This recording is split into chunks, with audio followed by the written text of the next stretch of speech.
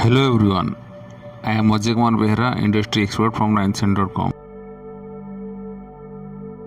In this season, I will share about EF melting process.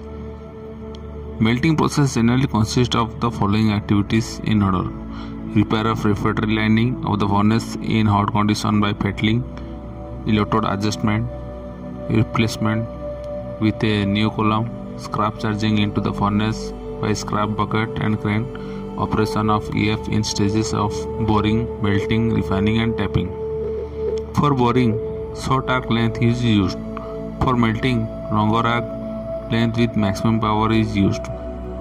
For refining with foamy slag, full power with short arc is used. Melting process: as soon as the arc is struck, melting starts below the electrodes. The electrodes bore through the metallic charge and a pool of molten metal forms at the bottom. The electrodes haunt and the current fluctuates widely as the electrode bore through the metallic charge.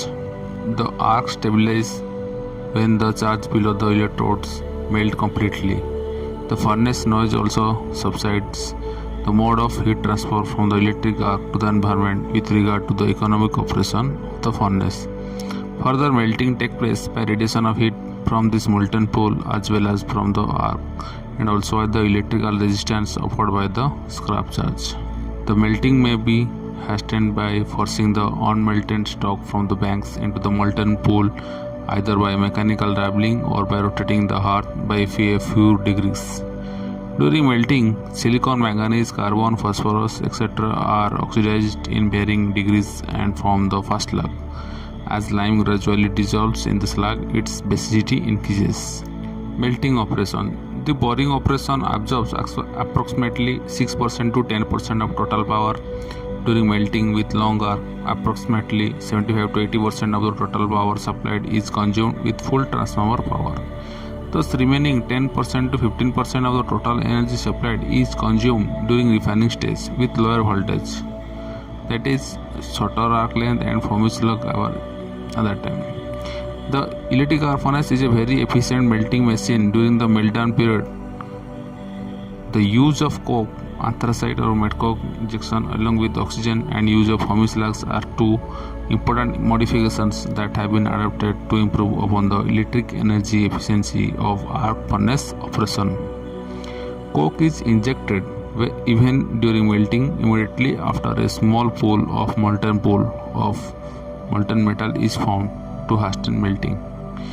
The thermal efficiency is further improved by allowing a foamy slag to form around the electrodes. This acts as an insulating blanket around the arc, and the arc is thus transferred to the metal for melting more efficiently. So how heat is balanced? To melt steel scrap up to a temperature of 1550 degrees centigrade, it needs a theoretically minimum of 320 kilowatt-hour per ton. To provide superheat above the melting point, additional energy is required, and for typical temperature requirements, the total theoretical energy usually lies in the range of 350 to 370 kilowatt-hour per ton. However, electric arc furnace steelmaking is only 55 to 65% efficient, and as a result, the total equivalent energy input is usually in the range of 560 to 680 kilowatt-hour per ton for modern operations. The energy distribution is highly dependent on local material and consumable costs and is unique to the specific melts of operation. This balance sheet shows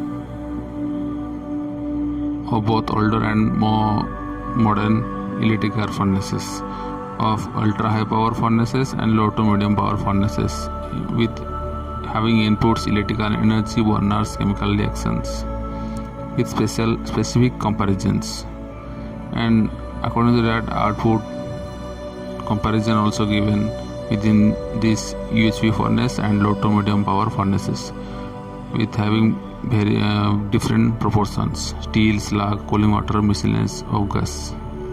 How power is transmitted to charge? So power comes from the primary voltage, comes from the switchward, that is 33 kV, vacuum circuit breaker income or from switchward. then 33 kV vacuum circuit breaker to reactor, then reactor to transformer, and then transformer to graphite electrode to power cables, then graphite electrode to charge. During the melting of a charge, different stages can be determined to optimize power. In order to have a high heating yield with a lower refractory wear, it is necessary to modify the arc length with proper setting of arc current and voltage of transformer power supply. Different tap voltages and current variations are available in design for this reason, as shown in the below table. There are different tap number 1 to 15 and high voltage volts 33,000 and low voltage volts 560 to 280 as per tap number. Kilovolt ampere 30,000 to 22,100. High voltage current line ampere 524.9 to 386.7. Low voltage current line 30.93 to 45.58. AC power supply. The desired power is supplied to arc furnace as per programming of power input by the arc furnace transformer, which has tap changer to vary the secondary voltage of furnace's power. The power is transmitted to scrap through secondary bus bar, water cooled cables, electric arm bus tube, and finally through electrode to the scrap. With the help of electrode regulation, a constant voltage by current ratio is tried to maintain as per the guided value through PLC. Due to continuous changes of charge position in furnace with the progress of melting and the mechanical inertia of the moving parts, the electrode current fluctuates within the certain ranges. Partly this fluctuation is also required to have fluctuation of arc length to help faster melting. The electrode regulation of faster response time helps to limit this fluctuation to an acceptable optimum limit. The important parameters of power supply system to be considered are given below: network, short circuit capacity, restriction in flickers and harmonic substance, availability of electrode size, that is the diameter of the electrode, and length. The maximum electric power input for an electric arc furnace is related to the maximum arc voltage with respect to cell diameters and maximum power density kWh per ton with respect to his side. The secondary voltage of the arc furnace transformer is selected for operation such a way that a suitable system reactance and power factor are available to achieve suitable arcing condition. The required additional reactance is obtained by means of series reactor installed at input side of transformer. The main concepts are low electrode current to have low electrode consumption, long arc operation to have faster melting, and to avoid electrode breakage due to scrap collapsing. So let's take an example of 50 MVA electric arc furnace. So a 50 ton EF with 50 MVA transformer is an ultra high power electric arc furnace. This transformer steps down voltage from 33 kV or 11 kV to 300 to 600 voltage, and a tap changer is available with the melter to change voltage according to the melting profile and the arc length. The beginning of an heating cycle involves pouring the electrodes into the scrap steel to start the melting processes. The arc established at this time is very unstable and the electrodes are short-circuited by the scrap metal at times. The circuit diagram is shown.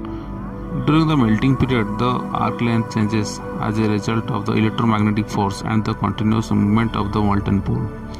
The power into the furnace is mostly reactive, with large swings in furnace current between short circuit levels to near zero. The three-phase electric arc furnace behaves as an unsymmetrical conjoint during operation. The unbalance is caused by unequal impedance on the phases. The impedance of the furnace may change due to load configuration, composition of the bath, and electrode wear. Power quality problems generated by the EF's operation can cause system equipment malfunction, personal safety risks, shock hazards, computer data loss, and memory malfunctioning of sensitive loads such as computers, banking machines, PLC controls, protection and drilling equipment. This translates into loss of revenue, power interruptions, and electric supply utility, reliability, and security problems, in addition to extra power and energy losses on utility grid requirements. This was all about during EF melting process.